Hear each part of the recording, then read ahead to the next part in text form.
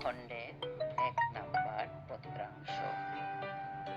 পারব্দ সূত্রে যাহা যখন যার উপস্থিত করে তার তাহাই ভোগ হয়, ইহার জন্য অনুতাপ এবং প্রয়াস করিতে নাই।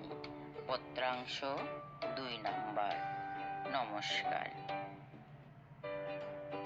যাহা ভগবান করেন তাহার হাত ছাড়ানো জীবের সাধ্য নাই।